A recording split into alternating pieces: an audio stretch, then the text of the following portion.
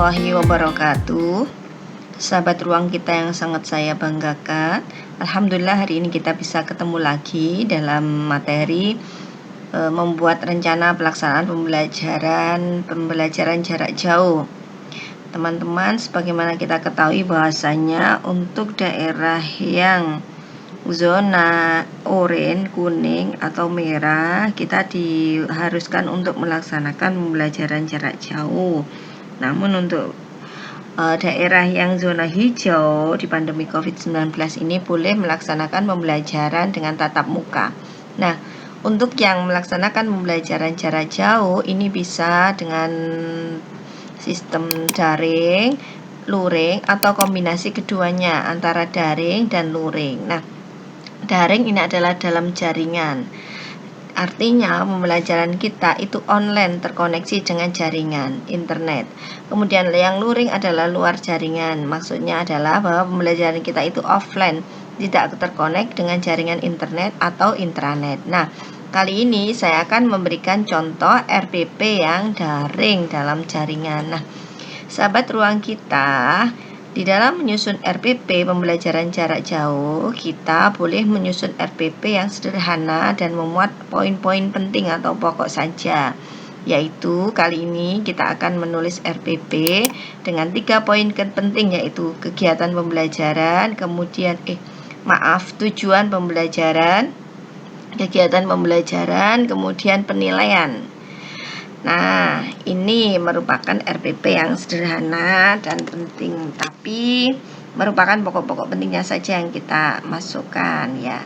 Tapi RPP ini harus bisa dilaksanakan di pembelajaran kita ya, sobat ya. Jangan sampai RPP ini hanya kita jadikan sebagai syarat administrasi saja tapi tidak diimplementasikan. Karena RPP itu adalah rencana pelaksanaan pembelajaran. Sesuatu yang direncanakan itu lebih baik daripada sesuatu yang tidak direncanakan. Apalagi pembelajaran kita ini menyangkut generasi muda kita, calon pemimpin kita di masa yang akan datang. Nah, supaya saya semakin bisa berbagi, tolong di subscribe ya channel saya ini. Terima kasih. Nah, sekarang kita akan membuat rencana pelaksanaan pembelajaran daring. Nah, yang pertama adalah di RPP ini kita bisa membuat dari baru atau mengadaptasi dari RPP yang lama. Gampang sekali sobat ya. Kita bisa mengadaptasi RPP yang lama. Jadi buka saja RPP yang lama, kemudian kita ambil bagian-bagian pentingnya. Contohnya ini identitas RPP, kemudian tujuan pembelajaran. Untuk kegiatan pembelajaran tentu saja harus kita sesuaikan dengan daring. Nah, penilaiannya juga boleh kita ambil, tapi kita sesuaikan, kita adaptasi dengan pembelajaran daring. Nah, kali ini saya akan memberikan contoh tentang RPP PAI SMP kelas 8 dengan tema sejarah pertumbuhan ilmu pengetahuan masa Bani Abbasiyah. Ini juga saya ambilkan dari RPP lama. Nah, sobat, ini bagian dari RPP kita. Yang pertama adalah satuan pendidikan. Tulis saja nama satuan pendidikan kita, misalkan sekolah kita SMP. Nah, misalkan ya, untuk satuan pendidikannya kita tulis nama sekolah kita ya, SMP ruang kita. Kemudian kelas atau semester ditulis kelas berapa, semester berapa, kelas 8 semester genap misalkan. Kemudian materi pokok adalah tulis ya materi pokoknya yang ada di RPP lama kita, sejarah, atau kita bisa mengambil juga dari silabus sejarah pertumbuhan ilmu pengetahuan pada masa Bani Abbasiyah.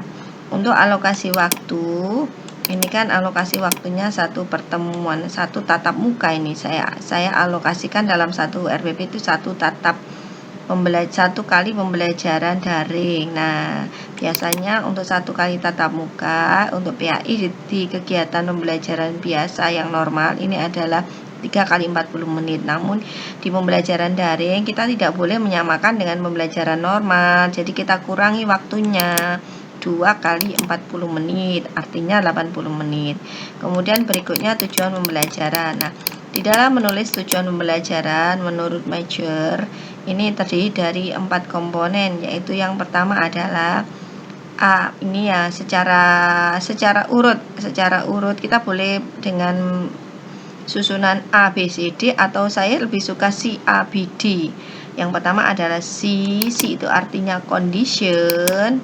Kondisi dengan apa peserta didik bisa mencapai pembelajaran. Ini adalah di sini ya. Saya tulis C, condition. Nah, dengan apa peserta didik bisa mencapai pembelajaran? Ini adalah condition atau kondisi. Nah, dengan melalui pembelajaran project based learning berbasis WA Group, kali ini saya membuat pembelajaran daring dengan WA Group. Kenapa WA Group? Karena dengan WA Group hampir semua peserta didik bisa mengakses, kuotanya juga tidak terlalu banyak habisnya, ramah kuota. Kemudian berikutnya adalah karena semua orang tua siswa dan wali murid orang tua siswa dan siswa pastinya menguasai penggunaan WA. Nah, kemudian ini tujuan pembelajaran ya, ada C, kemudian A, ini ada A, audien. Audien ini peserta didik, ini kita warna biru. Nah, ini namanya audien. Jadi ketika membuat tujuan pembelajaran, lengkapi ini ya. Audiennya, ini peserta didik, kemudian dapat. Nah, yang satu ini adalah membuat bahan presentasi tentang karya dan kiprah tokoh ilmuwan muslim pada masa Abbasiyah dengan tanggung jawab. Nah, yang ini kita ambil dari mana? Dari indikator adik yang kita ajarkan. Kita ambil dari situ. Nah, ini yang namanya behavior atau B. Behavior artinya perilaku. Kemudian berikutnya, jadi jangan lupa ini kita ambilkan dari indikator ya. Berikutnya adalah dengan tanggung jawab, ini merupakan degree-nya, kita beri warna. Ini ya, ini adalah degree atau D. Degree atau tingkatannya dari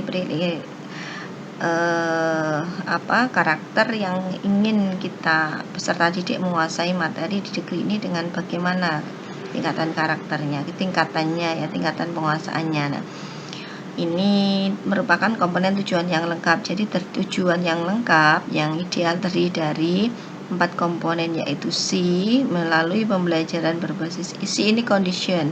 Di sini contohnya adalah melalui mode pembahasan pembelajaran melalui pembelajaran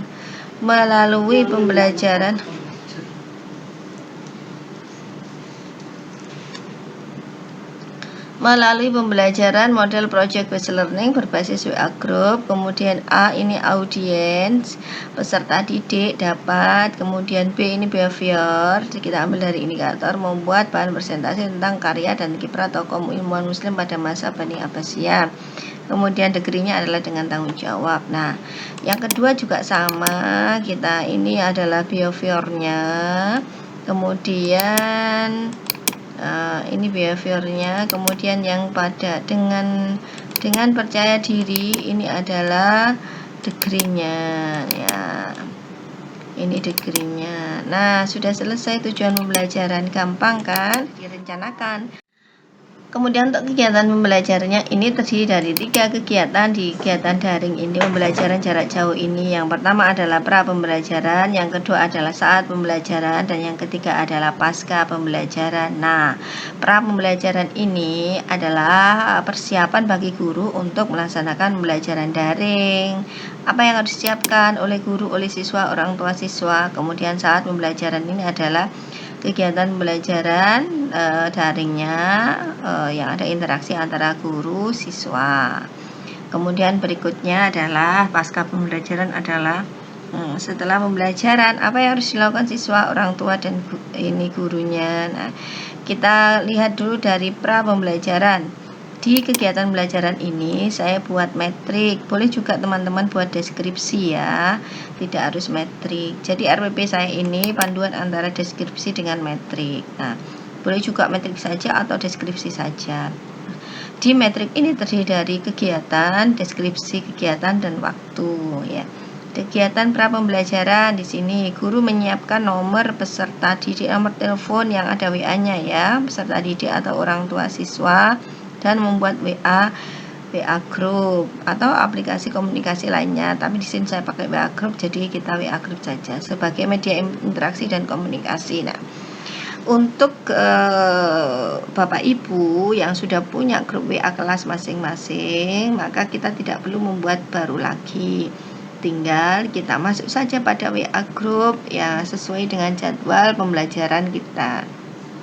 Nah, perlu diketahui bahwa di dalam pembelajaran jarak jauh ini kan sekolah mestinya membuat jadwal pembelajaran ya maksimal 1 hari itu adalah 2 kegiatan pembelajaran daring atau virtual. Nah, di situ nanti kita masuk ke WA group pada 10 menit mungkin sebelum pembelajaran kita laksanakan. Oh nggih, kayaknya noh. Kemudian ini yang pertama ini ya, kalau kita sudah punya WA group tinggal kita masuk aja. Yang kedua adalah guru melakukan diskusi dengan orang tua atau wali dan peserta didik untuk memastikan bahwa mereka itu mendukung proses pembelajaran daring. Ya, kita diskusikan dulu apakah masih untuk melakukan pembelajaran daring dengan WA group gitu ya. Kemudian yang ketiga, memberikan penjelasan tentang materi aplikasi yang dipakai pembelajaran. Ini yang kita jelaskan juga supaya mereka paham. Terus jangan lupa ini guru menyiapkan RPP sesuai dengan kondisi dan akses pembelajaran daring. Tentu saja guru menyiapkan materi. Ini yang kita siapkan. Materinya berupa apa? Di pembelajaran daring berbasis WA group, materinya adalah foto buku siswa itu saya screenshot, saya foto. Kemudian ada PowerPoint tentang Bani Abbasiyah yang saya buat sebelumnya. Kemudian tentang artikel atau video tentang Bani Abbasiyah. Kemudian yang berikutnya adalah kita siapkan pesan suara berisi kegiatan pengantar atau pendahuluan, penjelasan, dan penutup. Jadi pesan suara kita itu paling tidak ada tiga kegiatan ini. Yang pertama adalah pengantar atau pendahuluan. Yang kedua ini penjelasan tentang materi yaitu tentang Bani Abbasiyah. Dan yang ketiga adalah penutup. Berikutnya guru menyiapkan Google Form untuk daftar hadir. Jadi saya siapkan Google Form untuk daftar hadir siswa. Siswa nanti tinggal ngisi aja kehadirannya. Guru menyiapkan kantong tugas. Nah, kantong tugas ini adalah untuk pengumpulan tugas di Google Form untuk pengumpulan tugas siswa. Kemudian guru mengumumkan bahwa 5 menit lagi pembelajaran akan dimulai dan siswa diminta untuk mempersiapkan diri dan alat tulis serta bukunya. Ini ya. Jadi sebelum kita memulai pembelajaran kita siapkan ini dulu dan kita umumkan anak-anak 5 menit lagi kita akan mulai pembelajaran daring kita. Nah, itu. Kemudian saat pembelajaran, nah di sini mulai interaksinya yang masuk pembelajaran. Yang pertama adalah melalui pesan suara yang kita siapkan kan pesan suara tadi ya. Guru mengucapkan salam, memeriksa kehadiran peserta didik dan memastikan peserta didik dalam kondisi sehat dan siap mengikuti pembelajaran dengan meminta siswa mengisi absen di Google Form atau mengirim pesan suara atau mengetik nama di WA group untuk membuktikan kehadirannya. Kalau misalkan kita nggak menyiapkan Google Form, kita bisa minta siswa untuk mengirim pesan suara dan mengetik namanya di WA group. Nah, pesan suara itu lebih otentik karena apa? Betul-betul kita dengar siswa betul siap di depan HP-nya masing-masing. Yang kedua, guru menyampaikan materi sesuai dengan metode yang direncanakan. Jadi kita sampaikan materinya apa, kemudian kontrak belajarnya yang harus disepakati siswa. Misalkan harus menganggap bahwa WA group ini adalah kelas, harus mengikuti dari awal sampai akhir pembelajaran di kelas WA group. Kemudian tidak boleh memposting sesuatu yang tidak ada kaitannya dengan materi dan sebagainya. Lalu guru meminta salah satu siswa untuk berdoa sebelum pembelajaran dimulai dengan pesan suara. Nah, akhirnya kita dengar suara siswa kan. Kemudian yang ketiga, siswa yang diminta berdoa mengirim pesan suara berupa doa. Nah, ini lalu siswa mengirim pesan suaranya berupa doa. Kemudian yang keempat, guru mengirim materi berupa foto, buku siswa dan PPT tentang artikel tentang Bani Abbasiyah. Nah, itu yang kita siapkan tadi itu kita kirim dan minta untuk siswa untuk membacanya, pelajarinya dan ditunjang dengan penjelasan melalui pesan suara. Jadi dijelaskan isi PPT itu dijelaskan oleh guru melalui pesan suara atau buku siswa yang difoto tadi mungkin peta konsepnya dijelaskan oleh guru melalui pesan suara. Kemudian siswa diminta bertanya melalui pesan suara atau teks di WA Group dan minta peserta lain untuk menjawab. Ya. Ayo anak-anak silakan bertanya jika ada yang kurang jelas. Jika ada yang bertanya lalu jangan langsung dijawab oleh guru. Minta siswa lain untuk menjawab dan pancing siswa untuk menjawab melalui pesan suara. Jika tidak ada maka guru yang menjawab. Kemudian yang ketujuh, guru membentuk kelompok berisi maksimal 4 anak. Ini ya, bisa juga lebih sih. Karena di sini saya buat maksimal 4 anak untuk masing-masing kelompok melalui pesan suara. Jadi guru mengumumkan di pesan suara, anak-anak ini bagian tugas kelompok, saya bentuk kalian kelompok untuk berdiskusi melalui video call. Jadi beri tugas untuk berdiskusi melalui video call tentang untuk membuat bahan presentasi tentang karya dan kiprah tokoh-tokoh ilmuwan muslim pada masa Bani Abbasiyah dengan tanggung jawab. Lalu guru menentukan alokasi waktunya, jangan dibiarkan diskusinya mengambang, yaitu harus poin-poinnya ini. Kemudian alokasi waktunya misalkan 20 menit harus sudah selesai. Nah, dalam bentuk apa diserahkannya diskusi misalkan dalam bentuk draft makalah, kemudian dipresentasikan dengan pesan suara atau dipresentasikan dengan video. Berikutnya adalah siswa berdiskusi. Siswa berdiskusi selama 20 menit untuk membuat presentasi melalui video call. Jadi mereka diskusi dengan kelompok kecil dengan video call. Hasil diskusi tulis tangan, difoto dan dikirim ke WA Group. Lalu guru meminta masing-masing kelompok untuk presentasi hasil diskusi yang telah dikirim dengan pesan suara. Siswa lain menanggapi dengan pesan suara juga. Jadi presentasi diskusinya masing-masing kelompok itu melalui pesan suara seperti yang saya sampaikan tadi, bisa juga melalui video. Siswa lain menanggapi dengan pesan suara juga. Kemudian guru melakukan refleksi pembelajaran dengan memberikan pertanyaan lisan dalam pesan suara. Jadi ini kita melaksanakan dengan pertanyaan lisan. Anak-anak sudah selesai pembelajaran kita, Ibu akan memberikan beberapa pertanyaan. Yang bisa jawab silakan mengirimkan pesan suaranya itu ya. Kemudian guru mengajak siswa menyimpulkan, memberi tugas untuk menulis hasil diskusi dalam sebuah makalah sebagai tugas proyek. Jadi draft makalah tadi kemudian diberikan tugas kepada siswa untuk membuatnya sebagai makalah, lalu memberikan kantong tugas dan beri pesan suara siswa untuk menjaga jarak. Ini ya, jangan lupa di akhir pembelajaran daring kita berpesan siswa untuk melindungi diri dari COVID-19, misalkan dengan menjaga jarak dan memakai masker. Lalu mengajak siswa berdoa serta mengakhiri pelajaran dengan salam melalui pesan suara. Nah, ini adalah kegiatan pada pembelajaran saat pembelajaran. Kemudian pasca pembelajarannya, siswa mengisi lembar aktivitas sebagai bahan pemantauan belajar harian. Nanti ada lembar aktivitasnya, nanti akan saya tayangkan sendiri ya. Kemudian mengingatkan orang tua siswa untuk mengumpulkan foto. Jadi ketika siswa belajar atau beraktivitas, difoto di video atau lembar tugas atau ada file penugasannya. Lalu guru memberikan umpan balik dari hasil karya peserta didik sebagai refleksi pengalaman belajar siswa. Nah, ini adalah kegiatan pembelajaran pada RPP daring saya. Jangan lupa untuk memberikan lembar aktivitas pemantauan ini untuk memantau kegiatan-kegiatan pengembangan karakter siswa di rumah, yang isinya bisa berupa sholat wajib, sholat sunnah, kemudian baca Al-Quran, kepedulian pada sesama, kemudian bagaimana mereka menjaga kebersihannya, memakai masker dan sebagainya, gitu ya, yang nanti diisi oleh siswa atau orang tua siswa, ditandatangani oleh orang tua siswa dan dikumpulkan setiap akhir pekan kepada guru. Sobat, berikutnya kita akan bahas tentang bagaimana membuat penilaian di RPP kita.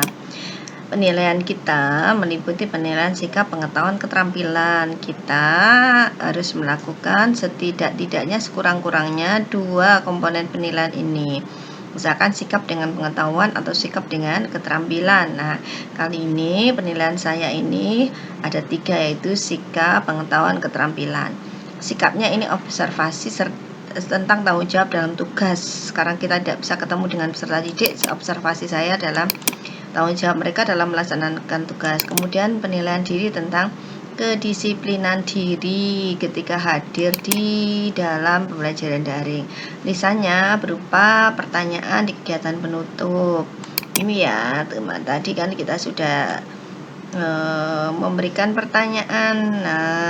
Memberikan pertanyaan secara lisan dengan pesan suara. Ini adalah penilaian kita yang di kegiatan menutup tadi. Kemudian keterampilannya project berupa makalah dan dikumpulkan melalui kantong tugas. Nah, ini adalah penilaian real yang kita laksanakan terintegrasi dalam pembelajaran daring ini. Kemudian berikutnya kita tulis nama kepala sekolah dan juga nama kepala sekolah dan nama guru PAI. Ini kok nggak bisa.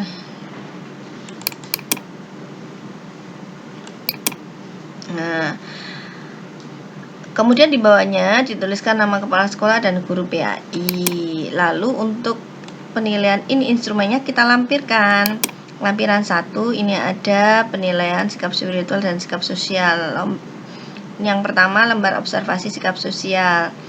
Pengamatan sikap dengan observasi menggunakan lembar observasi dilakukan di setiap pembelajaran daring dengan melihat kehadiran siswa, keaktifan merespon instruksi dan penjelasan guru.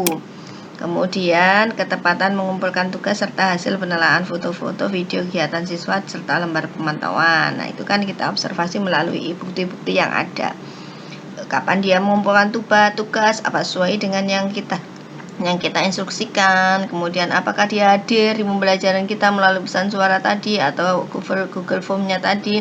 Kemudian foto-foto, video yang dikirim oleh siswa kepada kita itu kita telaah juga lembar pemantauannya untuk melihat sikap siswa. Kemudian pengisian lembar observasi dengan menuliskan sikap atau perilaku siswa yang menonjol baik positif maupun negatif. Ini adalah format jurnal sikapnya. Saya buat metrik ini ada nomor, waktu, nama siswa, catatan observasi, butir sikap dan tindak lanjut. Nomor waktu ini ditulis kapan kita melihat siswa melakukannya. Misalkan pas pembelajaran tadi tanggal misalkan 10 Juli 2020, nama siswa Adin.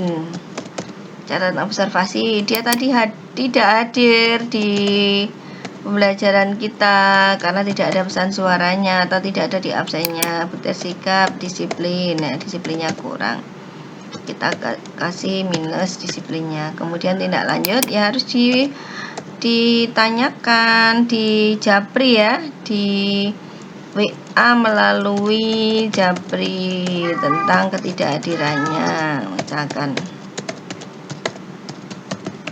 untuk mengetahui alasannya, tentang alasan ketidakhadirannya. Nah, ini supaya kita tahu kenapa siswa itu tidak hadir, kita Japri ya, itu untuk kedisiplinannya. Kemudian berikutnya sama, ini misalkan Rahmat ini, kemudian presentasi. Nah, dia tadi presentasi tugas. Nah, ini percaya diri. Ini percaya dirinya adalah plus, positif karena dia mau presentasi ya, diberi pujian. Dalam belajar luar biasa ya, Rahmat sudah presentasi dengan baik. Nah, itu akan meningkatkan rasa percaya diri. Ini untuk penilaian sikap sosial. Jadi indikator yang diamati absen dan kehadiran dalam daring, ketepatan mengumpulkan tugas, tanggung jawabnya mengerjakan tugas sesuai instruksi, bukti-bukti dokumen kegiatan siswa, percaya dirinya berani tampil saat presentasi dalam daring dan menyampaikan pertanyaan. Ini juga. Berikutnya lembar observasi sikap spiritual. Petunjuknya pengamatan sikap dengan observasi menggunakan lembar observasi di setiap pembelajaran daring dengan melihat kegiatan harian siswa saat ibadahnya melalui foto, video, lembar mantan aktivitas. Pengisian ini hanya sikap yang positif dan negatif yang menonjol. Ini adalah formatnya sama seperti tadi ya, waktunya mungkin ini ya, kita beri waktunya tadi 10 Juli 2020, nama siswa Joko misalkan. Wah, yang punya nama Joko ini ya, memimpin doa. Nah, ini kan dia sikap spiritualnya bagus ya, berdoanya plus karena dia mau memimpin doa. Kemudian tindak lanjutnya diberi reward. Nah, Mana lagi, misalkan di absen ini kita lihat anaknya sholat ya, kita kalau yang biasa-biasa saja ya kita ini ya. Kemudian berikutnya ini ya, indikator yang diamati pembiasaan sholat wajib, azan sholat, bukti foto dan video, serta lembar pemantauan. Baca Al-Qur'annya, di foto, video, dan lembar pemantauan. Pembiasaan ibadah sunnahnya, foto, video, dan lembar pemantauan. Ini ya. Berikutnya adalah lampiran 2, yaitu soal-soal tes lisan ya. Untuk pengetahuannya kan tadi kita ukur pakai tes lisan yang disampaikan di akhir kegiatan. Nah, ini kita tuliskan pertanyaannya sesuai dengan indikator dan tujuan pelajaran kita. Ini ada 5 pertanyaan. Jelaskan 5 periode pemerintahan Daulah Bani Abbasiyah. Jelaskan perkembangan pengetahuan cendekiawan Muslim, cendekiawan atau ilmuwan pada masa Bani Abbasiyah, perkembangan kebudayaan, faktor-faktor yang mendukung. Nah, ini kan sesuai dengan tujuan pelajaran kita tadi ya. Kemudian berikutnya ada pedoman perskoran. Jadi ini setiap soal ini skornya adalah 10 jadi semuanya 50. Nanti penilaiannya total skor perolehan per skor maksimal kali 100. Kemudian yang ketiga, lampiran instrumen penilaian keterampilan. Kita penilaian keterampilannya berupa tugas proyek membuat makalah dari perkembangan pengetahuan dan tokoh-tokoh di masa Bani Abbasiyah. Nah, ini ada rubrik penilaian tugas kelompok. Ya, ini ada 100 jika dapat menuliskan, presentasikan dengan lengkap. Nah, itu tadi ya. Kemudian menuliskan, ya, ini tadi kan presentasinya sudah, tinggal tulisannya yang kita berikan tugas itu tadi ya. Jadi ini kita gabungkan nilai presentasi dan nilai tugasnya nanti yang ditulis. Nah, nanti skor perolehan berskor maksimal kali 100. Nah, ini adalah format penilaian ininya, rubriknya. Ini adalah format penilaian keterampilannya. Jadi nama peserta didik, aspek yang dinilai, skor maksimal, nilai ketuntasan atau tidak lanjut. Nah, ini adalah rubrik penilaian keterampilan. Gimana teman-teman? Gampang kan? Untuk membuat RPP yang daring yang 3 komponen. Nah, itu tadi ya. Selamat mencoba membuatnya.